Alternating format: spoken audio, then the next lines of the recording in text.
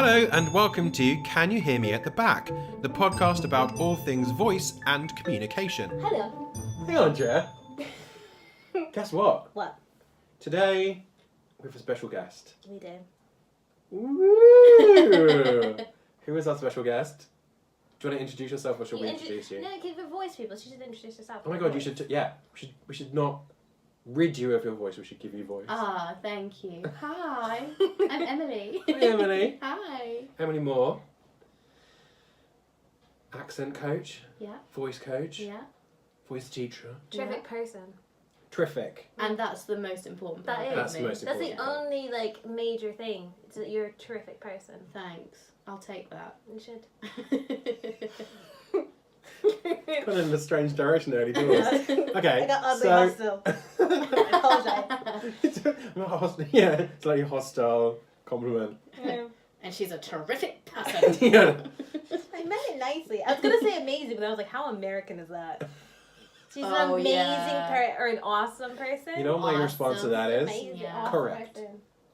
Oh god, wait. Have you ever noticed this? This is a podcast thing that keeps happening. But like Americans don't say yeah or right. We say They just say correct. Oh. But apparently it's rude. I think I get what you mean. I don't really listen to American podcasts though. I don't. Oh no, I mean like just Americans. I just keep saying it on the podcast. Somebody And told to me Aundrea. that in the teaching scenario. So they were like, they had an American teacher, and if Yeah. somebody was saying something, it's like, oh, is it like this, this, and this, and they go, correct. Right. Like, as opposed to like a lot of British people go, right. Which in America seems like right. Do that again. Okay. Do- No. Do you know Americans Right. the only people as well I know who say period. Yeah, period. The end. That's it. Yeah, that's the I've end. heard a lot of things after my period. Yeah. Period. The end. No more. Yeah. I don't think I've ever heard a British person go, Just in case. period. No, because we don't put this for a full stop, right?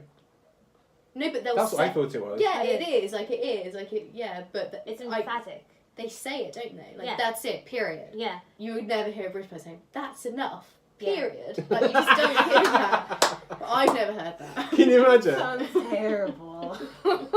It doesn't even feel the same. Like it's like No, it's just... That's like if you were getting like I got it when you got like you were getting yelled at for something, Sure. and it's like don't do that. That's the end of it. I don't want to have any more discussions. Period. Done. Yeah. Move on.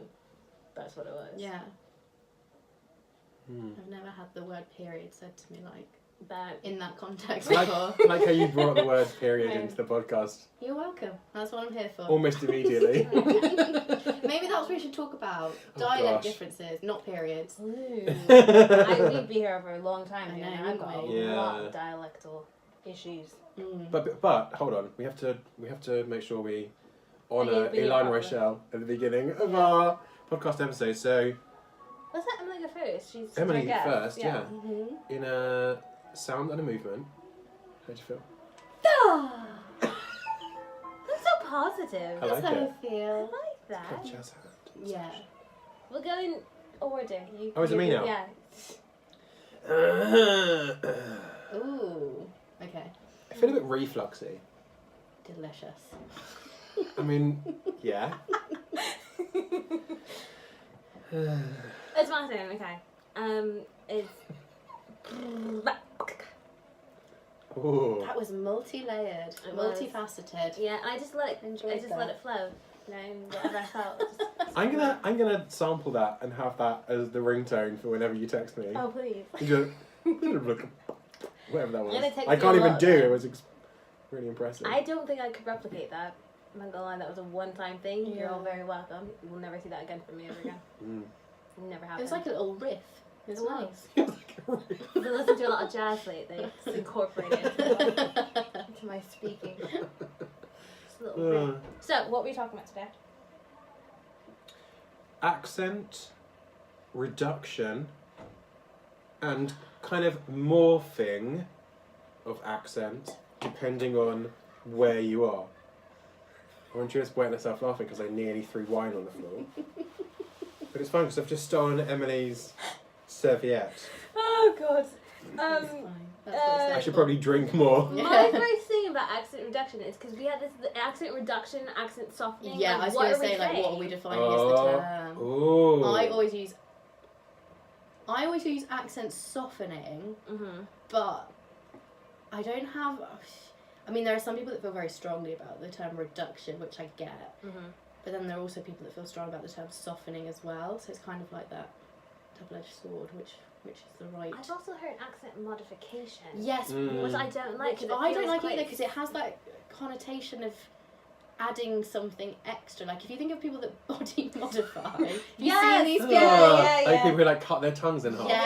Yeah, and they like have Ugh. things inserted so it looks like they have horns and Horns. things like that. I was obsessed with the little circles that people, because you can get like a silicone circle like in your Oh, like in your God. chin or whatever. What Ever seen that? for? Or in I'm like sorry, what? people get them in their chest To as look well. reptilian. Yeah, That's just Oh. trend, isn't it? My Yeah. cousin had that where she had like a stud. No, Just, like, No, in it was her like an chest. actual circle. It's like a silicone circle that they put in your chest. I just realized I'm just pointing to my chest, but like it's in your chest. Surprise! And Aundrea it's points like- to her cleavage. It's a major part of who I am. But it's like raised, and it's like you can touch it. You can yeah, actually, I know 'cause what you mean. It's like, and they Is it sometimes under put the it on skin? Mhm. Yeah, It's right under the skin, so it's right in the circle. yeah. It's like an implant, isn't it? Yeah. But you have to get Seriously? it, and you have to get removed every couple of months or something like that because it's something Your that's body stuck rejects on. it because it's Yeah, a foreign 'cause body.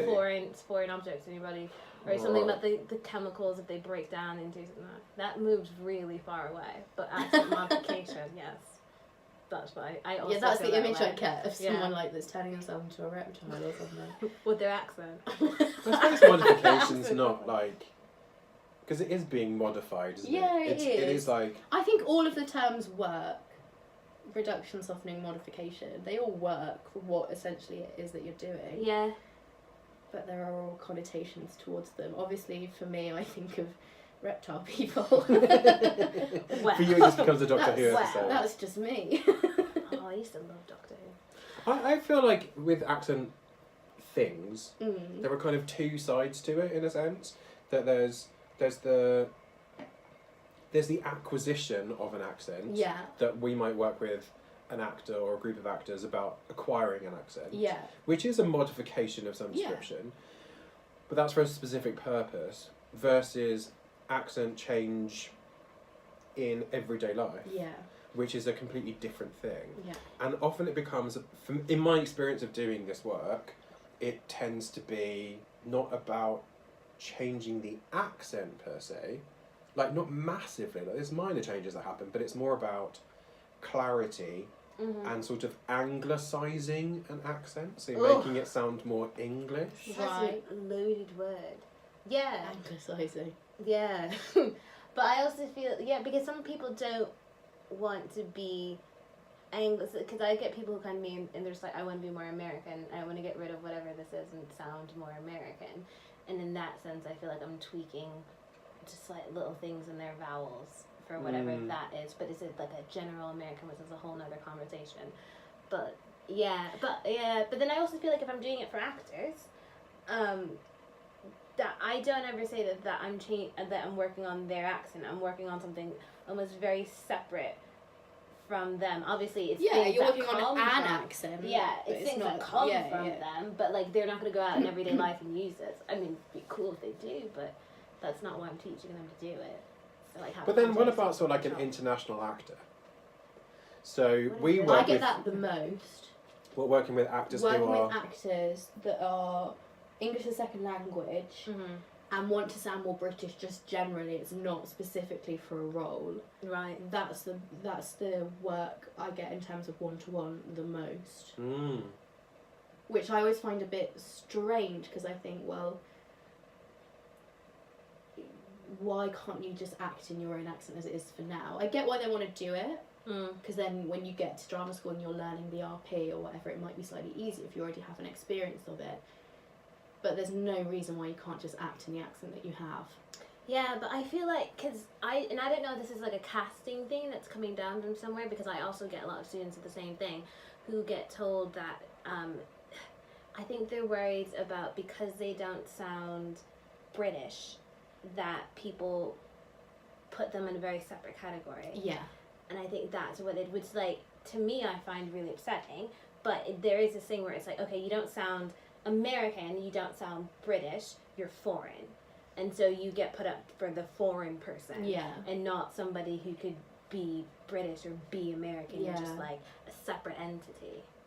And that's what I always say. I always think like don't try and use this accent consistently. Like if you're in voice class, use your own voice. Yeah. But if you want this to expand your casting, great, that's great. But I don't see why you should come and learn more British sounds just because you're at drama school in England. Like that, for me, that's not what I'm here for. Yeah. To expand the casting, absolutely. Yeah. I get, that's literally what they say. Like, I'm constantly typecast as the foreign one. Yeah. The roles aren't exciting enough. It's a bit degrading sometimes. So yeah, totally, I get it for that. But if you get people that I just want to sound more British, just generally, like, why? Because you're not. Then you're in voice class, you know. And I know again these terms can be a bit. We argue with the terms whether it's freeing your voice, finding your natural voice, finding your true voice. Yeah. I think if you're putting on an accent in that class, like, you're not going to get the benefits of it. Personally, that's what I feel. But you're thinking through something else, because we know Yeah. that accent affects your neurological settings as well. So if you're putting the work that you're getting through a voice class through another lens, and it's not going through you, it's going through something that you filtered through to get to you. Yeah. God, that was confusing. I know what you meant though. Yeah. The visuals helped. Oh, yeah, you need to see the hand. Yeah. That's what it was. That's what I check it out on explored YouTube. my dissertation, actually. It's good that you've got me on for this, Isn't it? It's It's like a we good topic. planned it. Yeah. For the listeners, this was not planned. This was very much, I'm coming for lunch at Leon's house. Shall we do a podcast episode? Surprise! Leon was cooking. Yeah, I wrote it on, oh God, what was it? It feels like forever ago. Does accent softening compromise the belief that your voice is a part of your identity? Specifically looking at people that weren't using it for acting. Looking at, people that come for accent softening or accent reduction or accent modification, whatever you want to call it, just part of their day-to-day life. It's one of those really interesting things that I kind of didn't ever really appreciate happening in another language. So, because we work in English most of the time, but the vast majority of the time what we experience is people coming from a language that is not English into English, and then still maintaining aspects of their own accent in English. And whenever I've learned a foreign language, the three languages that I've learned quite sort of, relatively long term, I sounded like a person speaking that language when I spoke that language. So when I speak French, my accent's French. When I speak Spanish, my accent is Spanish, sort of Madrid sort of sound. When I speak Hebrew, it's vaguely, which is never, but like it's vague. I have the sort of the phonemic and the sort of, I have the vowel sounds of how those sounds are said in Hebrew. So, but do you not think that's from the person who has taught you, and also that you have the ability to be able to do that quite easily naturally? anyway, But I did that as a kid, which is why I was like, I that's think really a lot of interesting. people that are now accent coaches actually look back at their childhood and think, God, I spent my childhood just doing voices. Doing voices, yeah. I really did. And then you go and you do your MA or whatever, or you meet other people and you're like, oh, okay, I wasn't just the strange but I kid hadn't- that did strange voices. I hadn't Other thought people about did it that being happening in other languages, and I was like, that's kind of one of those things that has only really occurred to me in the last. Well, I thought about it when I was a teenager and just thought.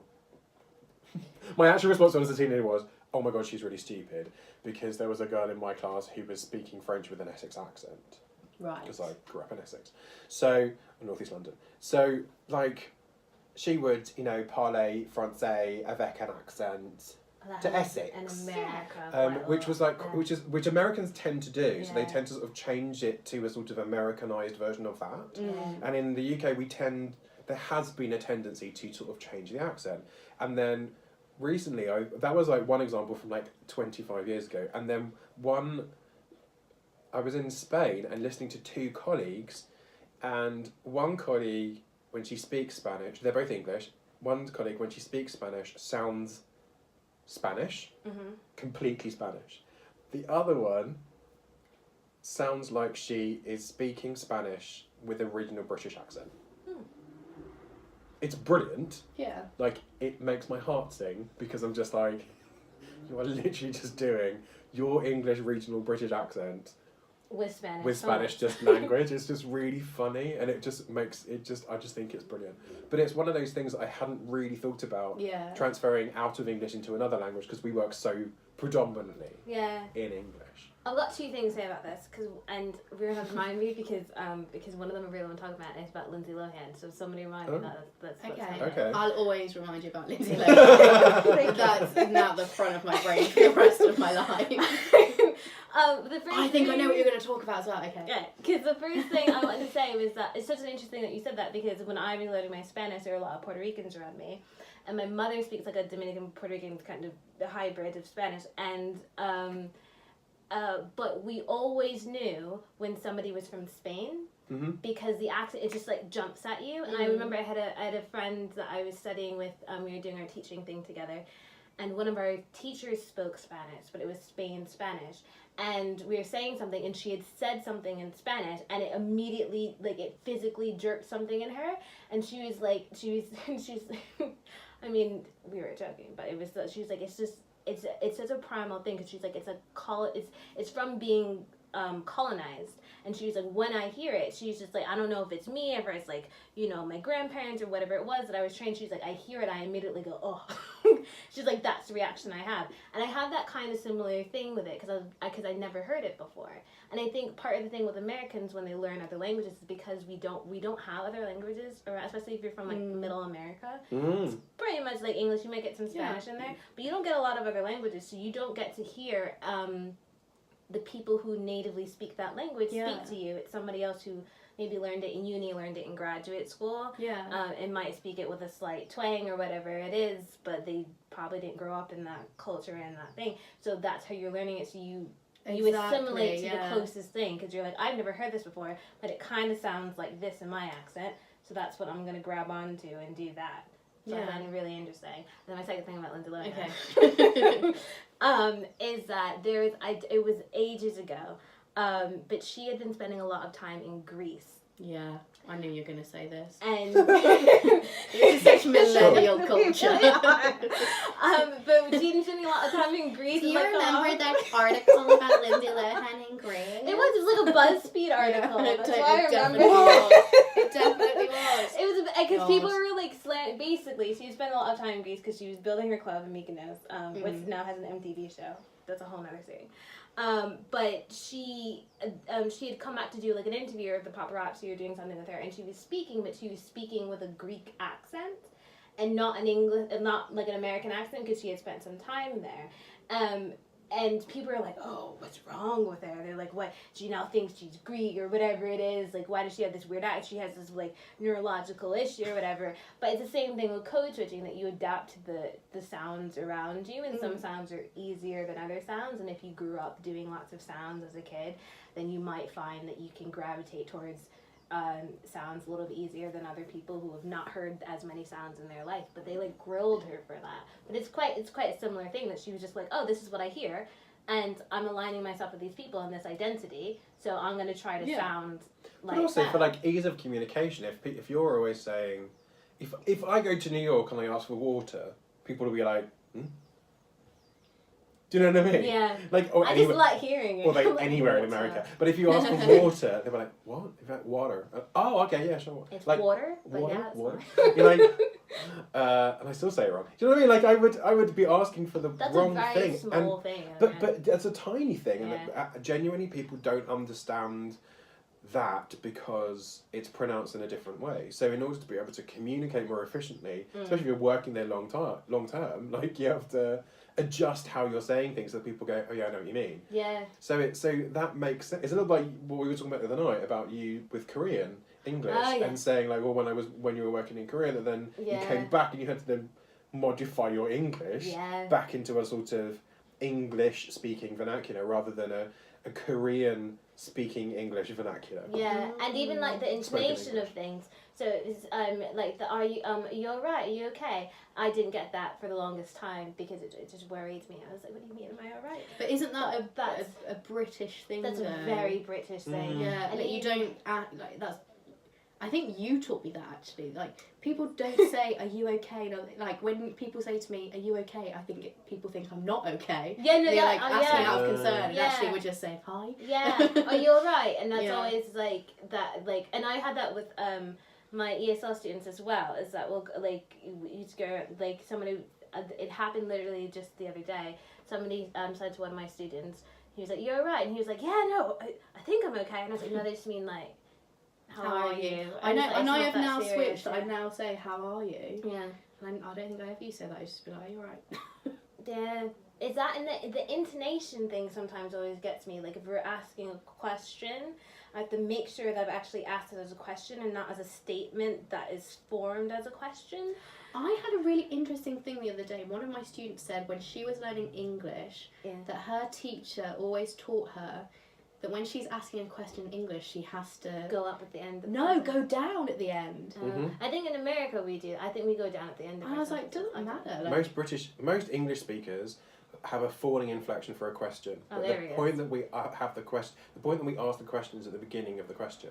So the why, what, where, who, how, whatever, that kind of word. So you don't say, where are the toilets? okay. No, You but don't say that, you say, where are the toilets?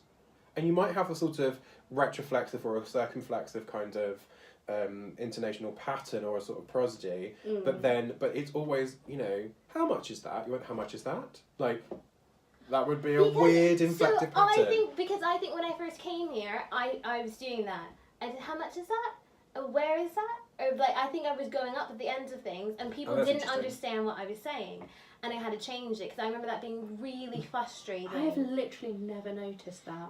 I remember that. It's that one of those probably like because, received so wisdom things of like frustrating. people always go up at the end of a question. It's like, but they No, don't. Yeah. Well, what I was saying, I was like, well, it's about making choices, especially if you're looking in terms of acting. Oh yeah.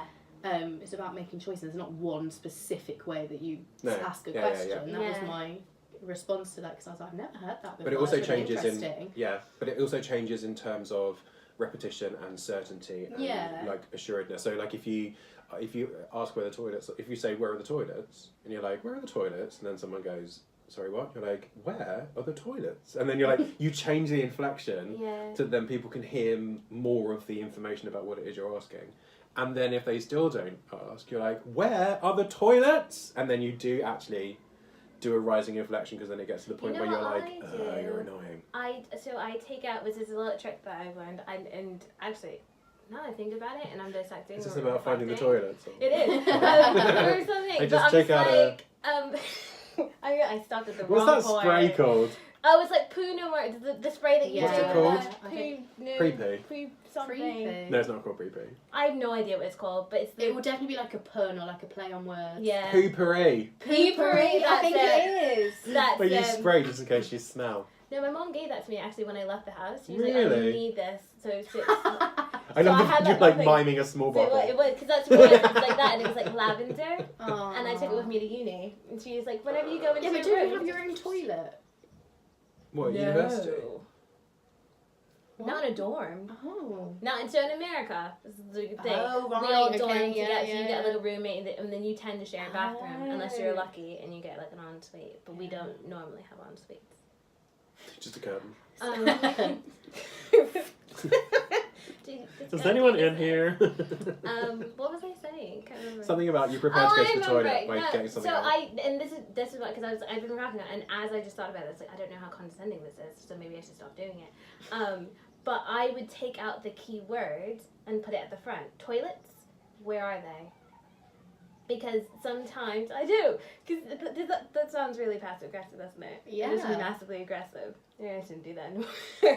No, I don't know. I think it's... Because it's the key words. Because sometimes I feel like in a question, especially if you're working with somebody who is from a second language, in a question, they're just like, I don't know why people are laughing. No, you just feel like you bring the bar and be like, wine?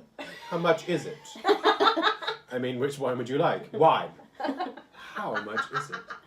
Toilets. That's true. Where are they? Yeah, it's a very specific way of It speaking. is. And It's a phrasing. James Bond Yeah, it syntax, sounds isn't it? very James Bond. But Bond. sometimes, James Bond. you know, when you're listening, Shaken, because if not I'm stirred. listening in a different language, and I'm trying to pick up the word, I'm like, I don't know, like, I hear your sentence, but I was like, I don't know what word I need to pay attention to in that sentence. And if you slow it down, then you go, oh, that's the key word. And so sometimes, because questions are phrased in quite a very complex way in English, I almost said American. In English, you've got to go from where are the toilets, and the key bit is the toilets. They want to know where the toilets are, not the where are bit. So if you just move that to the front and you go, the toilets, where are they? Or you can just go, toilets? No, I've gone off. Yeah, the yeah, right yeah. thing. Yeah, it's like a Yoda. It Toilets, is. where are? It is. Toilets, we're after. But that's, if you ask a question with just the word toilets, Yeah. would you not? I would probably tend to go up there, wouldn't you? Yeah. Toilets? Yeah. Rather than toilets.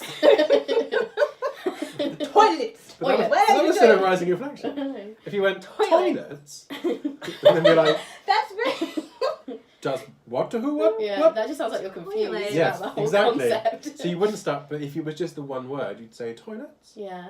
and then be like, over there. I've had that happen where I clearly talk to myself quite a bit, and when you're like having a thought and then it comes out verbally, it's really like, oh yeah, I need to do this and this, and then you're ordering something, so they mistake what you're saying as like something that they need to hear. Oh, I don't do it in And it's public, like, Aundrea. okay. Just talk to myself in That's just private. me. It's just a me thought then. Do you keep talking when you're ordering things? I do, yeah. Who? Just to yourself, out loud. Well, it depends This on might be why what's you're happening. struggling to find things and get served. We've solved it. We've solved it. That's it. Done. My entire cultural misunderstanding is done. It's just me. Speaking of which, Yeah. code switching Yeah. and being non-rotic. Yeah. Aundrea, I like what's happening though. This is the question. It's like we're And on the then one there's show, other thing. like these perfect little segues. Yeah. Oh yes. I and always my have to do the segue. non-roticity.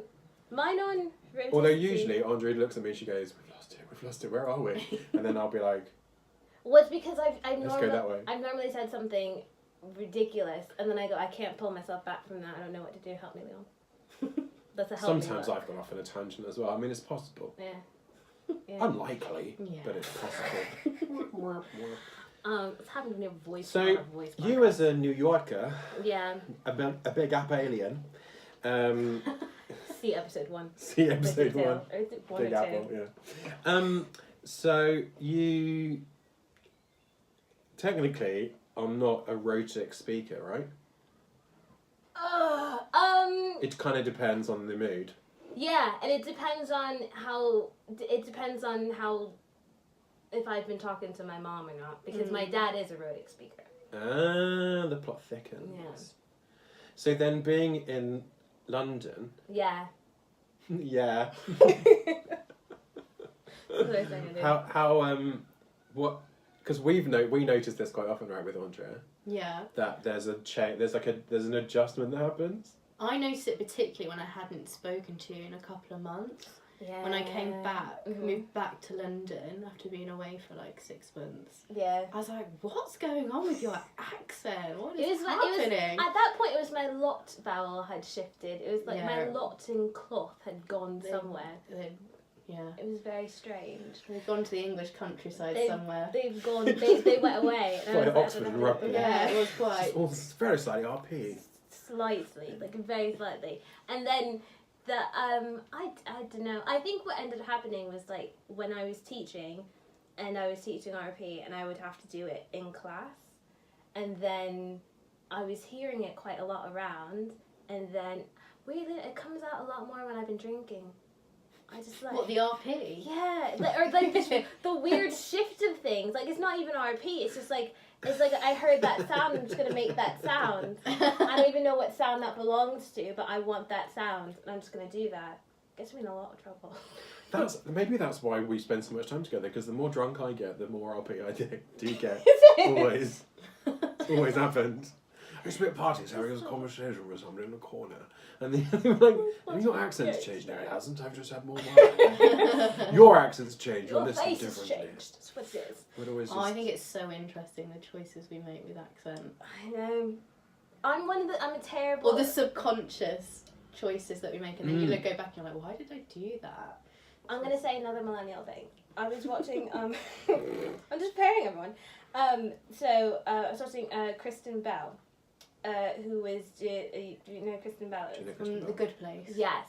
I say From The Good Place, but I've never seen an episode. But yeah, I know It's she really is. good. I know. It's Also married to Dax Chef. Yes, and they were doing it. They were doing a show together, and it was like Adorable. they're very cute. And they were doing like a Good Morning or something. I don't know. Kelly Ripa was on it, that one, and they had done this. No, it was Rachel Wright. Oh no. We don't know who those people are. Great. So they were sitting there. American daytime sex. And they were sitting, and they were doing like one of those games. It's like how well do you know your partner or something like that. And it was I swear this has to do with accent. It was like, what was one thing that Kristen does that really bothered you? And it was that every time there's an accent that comes on television that she she does the accent. Oh, that's me. Or she like sits there, or she'll try to mime it. And I was like, I do the same thing. Yeah. It's like, except I do it with real people. So like, if you're sitting there next to me, I'm like, Yeah. I. So how do I make an I? Like your eye. I. But then I shouldn't do it out loud. It depends on how many glasses of wine I've had. Sometimes I do it out loud. I'm exactly the same, and I didn't know that I did that until I think I was in my second year at university, and I shared a house. My housemate was talking about all of our habits, and she was like, Emily watches the telly and then says the line back. I used to put subtitles on so I didn't know what I was saying. That's how I learned all the lines to Lord of the Rings. But that you all know. Because I had subtitles. It's just fun, isn't it? Hearing different sounds and going, I want to try that. But I wanted to know if I could do it. Yeah. Because there's a lot I of still time. do that. Yeah. All the time. Yeah. Especially, yeah. I really like it, and that's how I end up with weird things. Because then I That's how also I adopt weird things too. So there was a time I feel like a very John Cusack phase in my life, and I really liked the way he acted with his hands. It was like very okay, erotic. you just got obsessed with him. No. You weren't just like being John Cusack for like no apparent reason. Well, I say that, but I did adopt his weird like neurotic kind of speech patterns and like his hand motions. And somebody pointed out, they're like, Christopher why? Walken. It should have been. That would have been a lot more entertaining. They're like, why are you doing this? And I just really like the way he says this one thing. And so there's things that I say where it's like, oh, I like the way this person does it. So I do it that way. But I always like quite accents that you don't get to hear a lot. And I don't think I can put them into my everyday speech without someone going, what? You should just do I'm it. obsessed. I do tips now. Obsessed with the Minnesota, basically Minnesota accent that they do in Fargo. Yeah, Minnesota. Oh, Minnesota.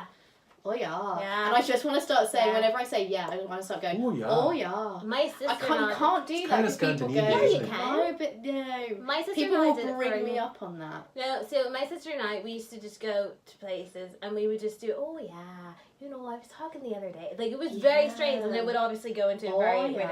And it was my favorite thing, because there's something like, I don't know, it's just very releasing comforting about it. Yeah. To do It's a lovely sound. Yeah. Whenever I try and do a Minnesota Yeah, kind of, if I try and do that kind of accent, I always end up doing a sort of middle of nowhere. I go Irish at some point.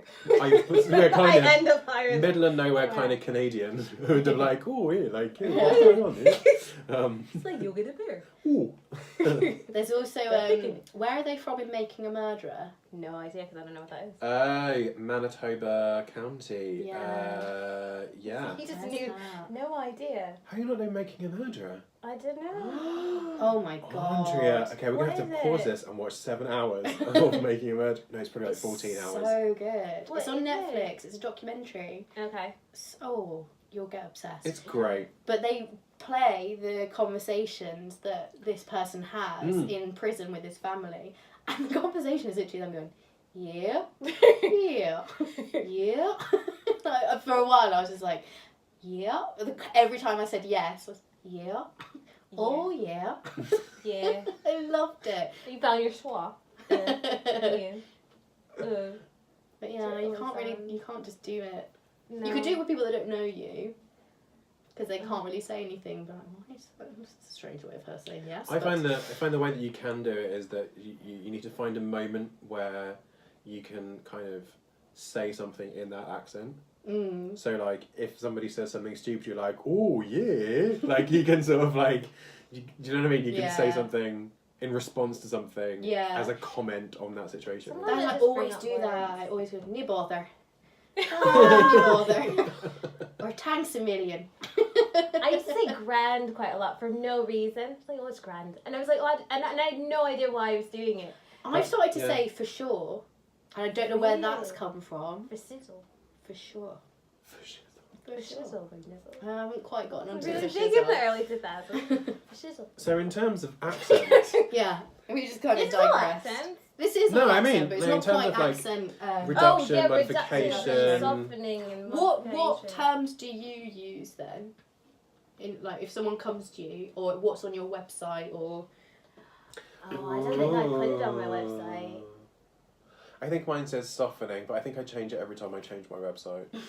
Like every time I adjust anything. Actually, I don't think it says softening at all. I think it just says accents. yeah. And mine also says accent. And then when somebody wants to work with me, I often say, we'll work with your accent. Yeah. So I don't say like, oh, we'll modify your accent or we'll soften your. I said we'll work with your accent and figure out what you would like to do. I think that's the that's kind of case, what it isn't it? is, When the yeah. person's in the room with you, it's just like we're just working on your voice. Yeah, What do you want? yeah. And what do you want to sound like? Yeah. Because I think that's kind of, to get all philosophical and beautiful about this, it's like that's kind of the beauty of what we do is that you can change your voice to adapt to different things. And so you can make it something that you can make it the way that you want to sound. Yeah, and so I had someone the other week actually who was like, I want to change this, but I really want to keep this part. And I'm like, yeah, totally. Yeah. That's great. We'll do that then. Yeah. I always tell my, I've got quite a lot of northern students now who are like, oh, well not all of them, but sometimes it was, oh, you know, I really don't like my accent, and that's a process and a journey, and it's about identity and things like that, and they got their own stuff to work on, and but I always say, it's like, don't change so much that you don't have your accent anymore, because I was like, that is something that is so, it says so much about who you are. Yeah. Like as a person, as an actor, I was like, that's really crucial to you, and I was like, if you change it too much, then you're just fitting a mold of something else, and then you lose a bit of who you are. It's my I think that's biggest quite sad. bugbear, someone going, I don't like XYZ accent. Yeah. Why? Mm. It's just the way someone has grown up and Yeah. how they're saying certain sounds, Yeah. how they form them in their mouth. Why do you have such an aversion Yeah, to it? why is that a problem? Yeah, and it's like, where does it stem from? And Yeah. like It's all about identity and class, like, and in this country. and economics and like and social roles and who's allowed, because there's so much about like who's allowed to speak certain ways and who's not, and that is something that I feel like is quite hard to navigate, because people have these like unseen prejudices about accents that come out really quickly. You've been in class and you play an accent and they're like, oh, I hate that. And you're like, what? Why is that? I don't know, it just sounds, and you hear the most awful words to describe the accents. You're like, oh, it sounds stupid, or it sounds lazy, or it sounds uneducated, or it sounds just like, no, people I grew up with. And like, it's just like, there are all these weird, terrible things associated with it. And I was like, yeah, but that's a person. Yeah. And all they're doing is speaking. Yeah. That's it. It's really interesting, kind of coming back to the conversation we had before we started recording about accents within certain theatrical institutions in this country. Oh, it's such a delicately worded. And that there is an association between the regionality of an accent and the educational standing or the social standing of that individual. And I once pointed out to, I think it was the director, it might have been a voice coach, that during the height of the Industrial Revolution, some of the richest people in the UK were from Yorkshire, and and from Cheshire and from Lancashire. So you had like cotton mills, and you had all those like massive things that were going on, and also then you had people who owned huge amounts of land or industry, and they earned huge amounts of money, and so they were, and for you know, however you want to explain it, they were landed people. They had land, they had houses, they built sort of follies and all sort of crazy, amazing stuff. They owned racehorses and doing all the sort of stuff that you would expect of an aristocrat, because that's the sort of thing that they sort of aspired to. And yet, at the same time, very rarely, even if a play is set during the Industrial Revolution, does anybody think, I know, I'll give him a York accent, or a Leeds accent, or a Bradford accent, or a Blackpool accent, or, do you know, like, then nobody goes, yeah, that makes more sense, because it just, because, oh no, well, we'll have to speak in RP because they've got lots of money and they're in charge, and it's like, no, that's not really how it was. I had a conversation with a student the other week, actually, and they're doing Shakespeare, and she wanted to do it in an RP, and she's from Birmingham. I said, why do you want to do it in RP? She was like, I don't know, it just might sound better. And I was like, where was Shakespeare from? She was like, oh, he's about 20 minutes down the road from me. Oh, I was like, yeah, like, obviously, back then we can never really say what the accent would have been like. But I was like, people work really hard to get to speak and use the meter and the rhythm in the accent that you have already. Like, play with that. Like, don't do it in RP. It's done a million times before. Why not do it in your beautiful Brummy accent? And so she is, which is great. But yeah, but literally when she went, oh, he's from like 20 minutes down the road from where I am. Oh. Teacher moment. Yeah.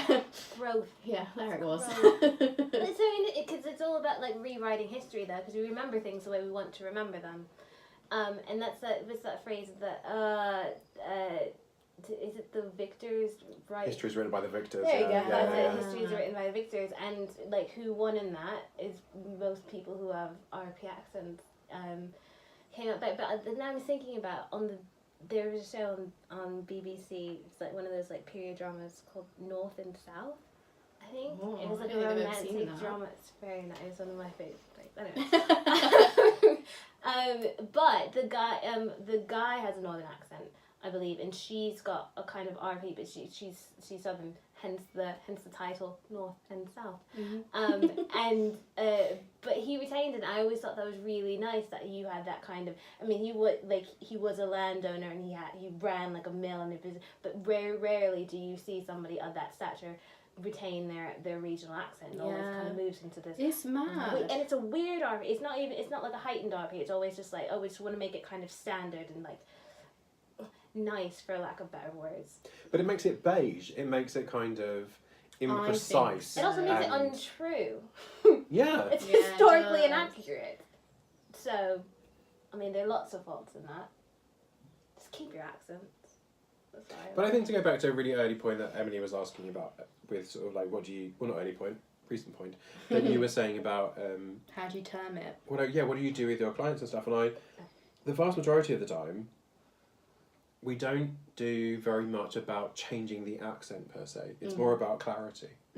So, working with, at the moment I'm working with a Russian client, and her English is great, and she's very clever, and she's very articulate, but in Russian, they don't have articles.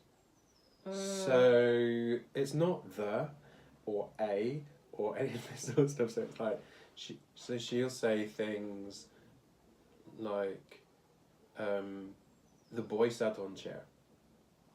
I'm like, the chair. She's like, the boy sat on the chair.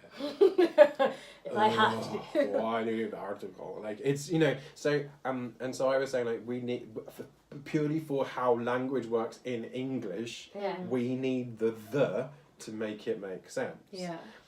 Do we really, though? Well, no. probably not. I mean, that's a whole other series of podcasts. But also, like she was saying, there was a line in one of the exercises we were using, and he had a love of the arts or something. This guy. So he had a love of the arts. And she's like, why a love? What is a love? Like, surely he had love for the arts. And I was like, oh no, he had an affection. Yeah, but why is it an affection? And I was just sitting there going, I actually don't know. Like, You this could have is... more than one affection though, but one of the affections is for love. Yeah, which is how I ended for up art. explaining it. For, yeah, one of the loves is love. One of the love. You and I love. But do you know, it's so for me, where it's been do you about draw sort the of line of it being clarity.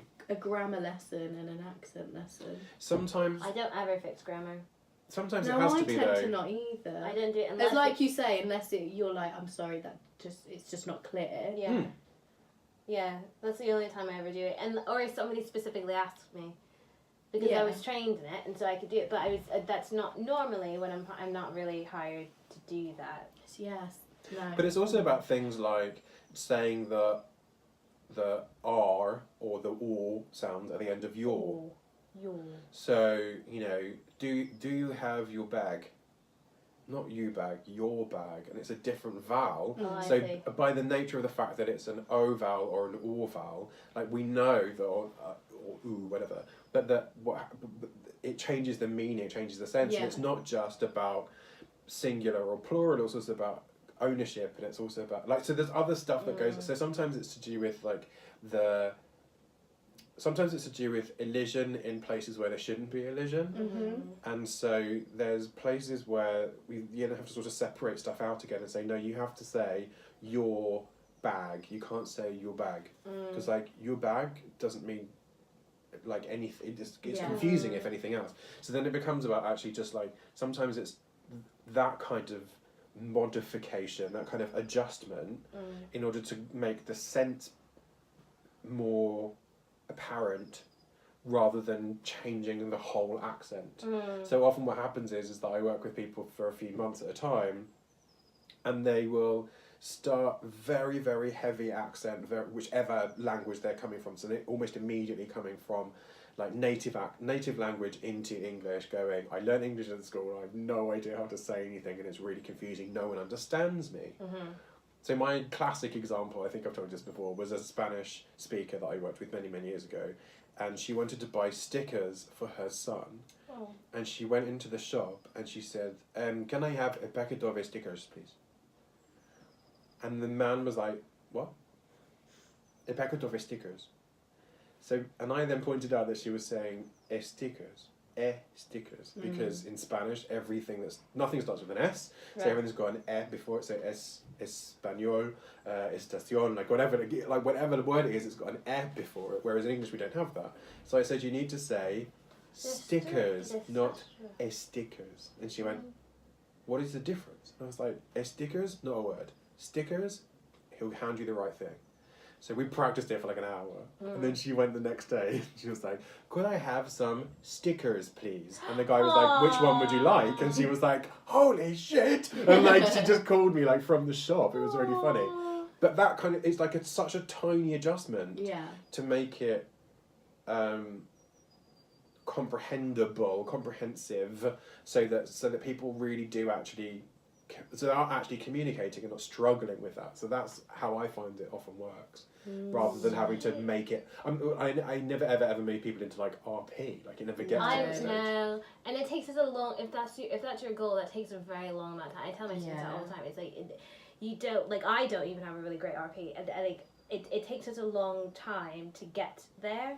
And there are other things that have to happen as well, rather than you just kind of going to an accent. I mean, you have to be listening. You have to be studying and doing and being surrounded by it and practicing every day. So I tell my students, I do that till I don't. How often do you practice, Aundrea? Every day. Every day. A little callback to last episode. Oh yes.